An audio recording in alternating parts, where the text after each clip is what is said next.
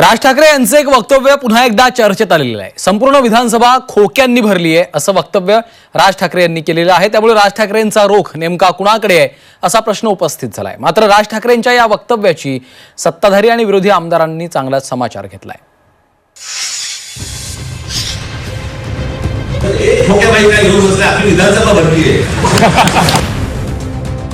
संपूर्ण विधानसभेत खोक्याभाई, राज ठाकरेंचं वक्तव्य वादात। सत्ताधारी विरोधक राज ठाकरेंविरोधात आक्रमक। महाराष्ट्रात गेल्या काही दिवसांपासून सतीश भोसले उर्फ खोक्याची बरीच चर्चा आहे। यावरून मनसे अध्यक्ष राज ठाकरेंनी सरकारला टोला लगावलाय। एका खोक्याभाईचं काय घेऊन बसलात, संपूर्ण विधानसभाच खोक्याभाईंनी भरली आहे असं विधान राज ठाकरेंनी केलंय। राज्यातील सध्याच्या राजकीय परिस्थितीवर भाष्य करताना सरकारवर त्यांनी निशाणा साधलाय। मूळ मुद्द्यांना बगल देण्यासाठी इतर मुद्दे उकरून काढले जातात असा आरोप राज ठाकरेंनी केलाय।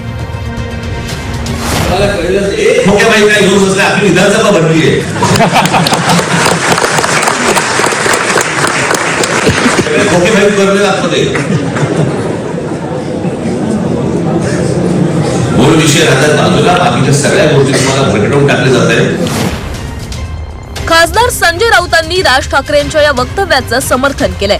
राज ठाकरेंचं हे वक्तव्य गांभीर्याने घेण्याची गरज असल्याचं राऊत म्हणाले।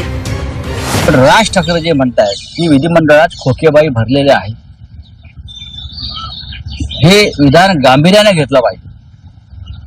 त्यांनी महाराष्ट्राच्या सध्याच्या राजकारणावरती बोट ठेवलेला आहे।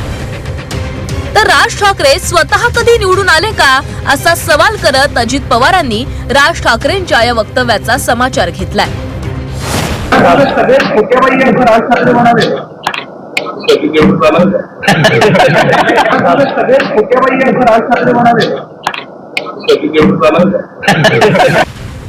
आपला एकही आमदार निवडून न आल्याचं राज ठाकरेंना दुःख झालं असेल म्हणून त्यांना विधानसभेत खोके दिसतायत असा टोला सत्ताधाऱ्यांसह विरोधी आमदारांनी लगावलाय।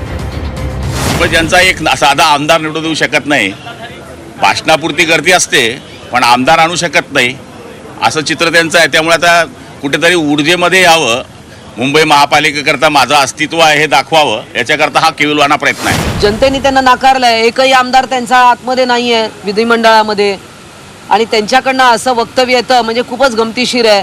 मग अगोदर त्याचा एक आमदार त्यांचा होता, मग तो पण खोक्याबाई होता का?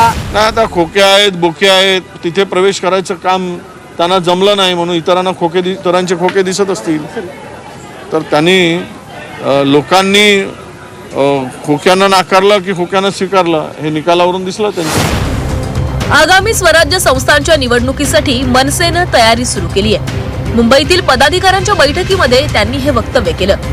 या वक्तव्यातून राज ठाकरेंनी सत्ताधाऱ्यांसह विरोधकांनाही शिंगावर घेतल्याचं पाहायला मिळतंय। राज यांचं हे वक्तव्य सत्ताधाऱ्यांसह विरोधकांनाही जिव्हारी लागलंय। त्यामुळे आगामी काळात यावरून जोरदार राजकीय धुरळा उडण्याची शक्यता आहे। ब्युरो रिपोर्ट, झी 24 तास।